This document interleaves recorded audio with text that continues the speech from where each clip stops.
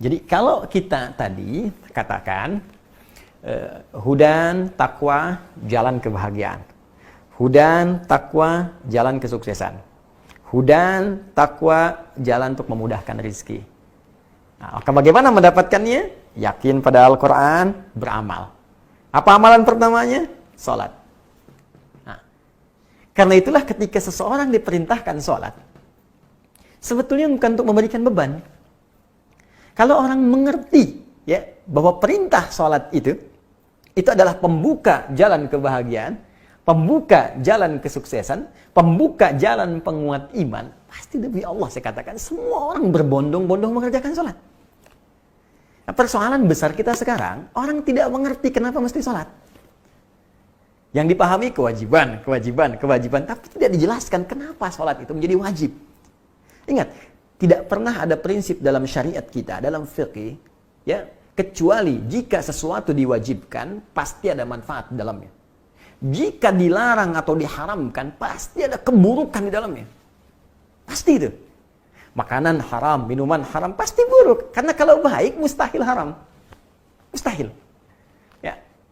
Anda silahkan rinci misalnya, makanan-makanan yang diharamkan dalam Islam. Daging tertentu, hewan tertentu, itu pasti ada madaratnya. Sebaliknya, jika sesuatu ada yang diwajibkan, pasti ada manfaat untuk kita. Jadi manfaatnya kembali ke kita. Allah nggak butuh dengan sholat kita. Semuka langit dan bumi tidak ruku dan sujud kepada Allah, tidak akan menurunkan status Allah sebagai Rabbul Alamin. Kita yang butuh. Nah, supaya lebih paham, saya buat persamaan begini. Ya, saya buat persamaan untuk memudahkan sekali ya, supaya mudah dipahaminya. Nah, ini saya tutup dulu sebentar. Teman-teman fokus ini. Ini saya tuliskan tadi ya. Nah, ini. Di sini ada hudan bagi orang takwa. Ya. Di sini kandungannya bahagia, sukses, ya, tenang, baik, mudah rizki, dan lain sebagainya. Baik. Sekarang persamaannya, hudan sama dengan takwa, ini poin-poinnya, ya, sama dengan iman. Iman. Kan syaratnya kan? Baik. Sama dengan, bikin lagi ke sini, salat. Ini kuncinya. Hudan sama dengan takwa. Untuk menjadi takwa, mesti beriman. Untuk membuktikan iman, mesti salat. Jadi kalau kita buat sebuah persamaan, hudan sama dengan takwa, dengan semua nilainya, sama dengan iman, sama dengan salat. Jadi kalau kita ingin pahami lebih dalam lagi, ketika kita diminta takwa, kita diminta untuk mendapatkan ini. Kalau ingin takwa, mesti beriman. Kalau iman ingin bagus, mesti salat. Artinya persamaan terbaliknya, ketika diminta menunaikan salat, Anda diinginkan mendapatkan ini. Karena mustahil dapat ini kecuali jadi takwa. Mustahil jadi takwa kecuali salat. Karena itu ketika Anda diminta salat, itu pintu yang harus kita buka untuk mendapatkan semua kemudahan ini. Contoh, bahagia, sukses, bahasa Arabnya falah. Wattaqullaha, Al-Baqarah ayat 189. Lihat di ujung ayatnya. Ya, ujung ayat 189. Paling kanan agak ke bawah sedikit di mushaf standar. Wattaqullaha la'allakum tuflihun. Bertakwalah kalian kepada Allah, takwa supaya kalian sukses dan bahagia. Falah.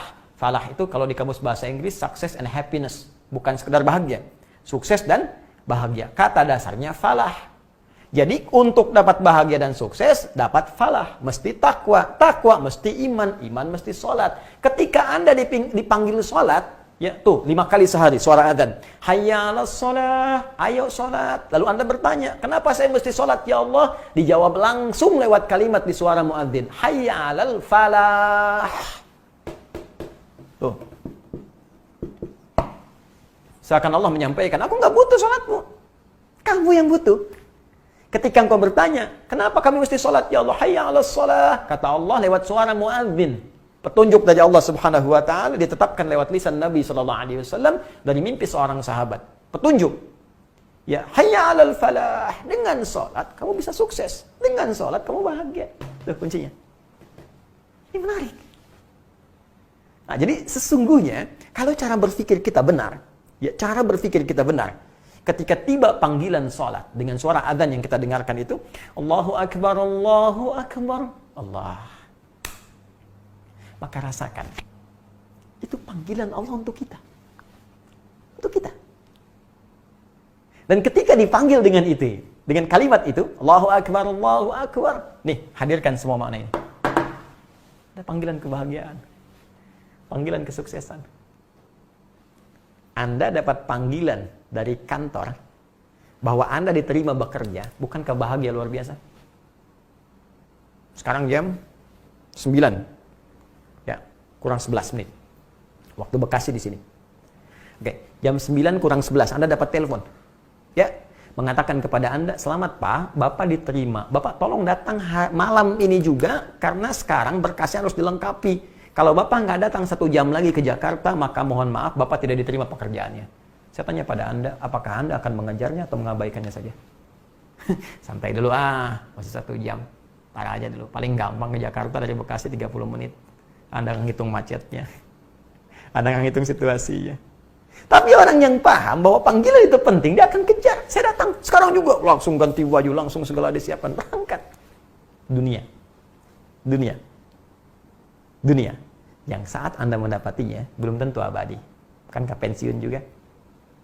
Seorang pemimpin telepon, Anda saya angkat jadi menteri, Anda langsung berangkat ke sana. Ya. Boleh jadi ketika berangkat, belum tentu Anda mendapatinya. Ya, padahal baru seleksi. Atau Anda sudah dapatkan misalnya, tapi Anda selesai juga. Mungkin ada pergantian, mungkin ada reshuffle, mungkin ada juga selesai dan sebagainya. Untuk sesuatu yang tidak abadi saja, begitu Anda kejar. Mengapa ketika Allah tawarkan sesuatu yang sangat indah dan sifatnya abadi sampai kita pulang kepadanya, kita tidak bergegas? Karena banyak manusia yang aneh hari-hari ini. Banyak menuntut kepada Allah, tapi ketika diberi jalan tidak dikerjakan. Ya Allah, mudahkan rezekiku. Ya, kamu sholat sekarang ya. Nanti ya Allah. Sudah adzan, nunggu qomat. Udah qomat, nunggu hampir beres. Jam berapa zuhur selesai? Isya kapan Isya? Ya. Asar kapan asar? Asar jam 3 lewat 14. Ya udah nanti saya sholat jam 3 biar jamak sekalian asar. Di mana letak keinginan kita? Di mana letak keadilan kita? Ya, tapi rahmannya Allah sebelum meminta kita untuk mengerjakan sesuatu, maka menjelaskan semua alasan-alasan di balik semua perintah itu untuk menjadi motivasi kuat kita agar bisa beribadah dengan benar.